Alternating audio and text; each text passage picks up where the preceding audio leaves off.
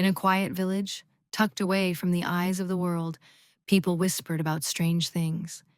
They said that when night fell, the dead walked, and not just wandered, but worked, farmed, dug, carried, built, all in complete silence. No wages, no food, no rest, just shadows doing labor. But no one dared speak loudly about it, until one man's wife died, and he did something no one else had ever done. He placed a hidden camera inside her coffin. What it captured was never meant to be seen. Mr. Kamya was a happy, hard-working man. His wife, Ida, fell very ill and passed away. The entire community mourned. Ida had been kind, generous, always smiling. You see, this wasn't the first time someone close to him had died. Years back, his brother died.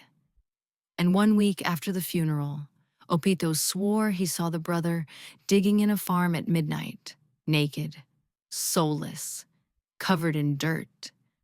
Some people were suspicious, but many laughed and said that Opito was just drunk and delusional. Kamya was one of the few who believed Opito's story. This time, he was ready. On the night of the burial, Kamya attached a tiny, motion-triggered camera onto Ida's dress. It had a powerful battery and was disguised to look like a part of the lining. Days passed. People mourned. But on the seventh night, the footage synced, and what Kamya saw shattered him. At exactly 2:13 a.m., the coffin began to shake. The soil above it shifted. Then, Ida sat up. Her eyes were wide open, blank, her skin pale, but she wasn't alone. Rough hands grabbed her arms and pulled her up through the dirt. 3 men stood there, faces masked. They whispered something in a language Kamya had never heard. Ida stood upright, and then she followed them. The camera kept recording. Ida, along with others, more figures crawling out of graves, were herded like cattle into the back of a large truck. They arrived next at a construction site. No lights, just moonlight and torches. The dead worked in silence, lifting stones, carrying bricks, mixing cement.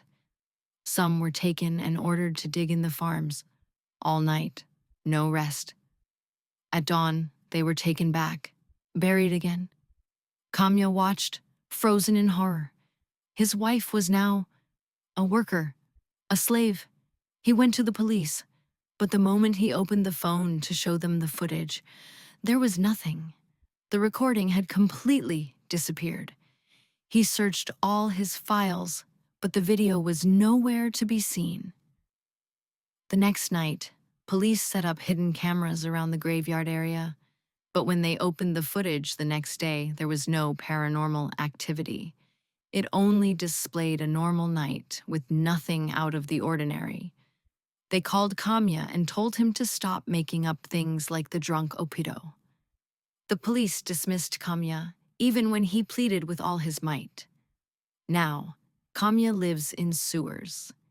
He has slowly run mad, just like Opito, shouting on the streets and begging money to buy beer.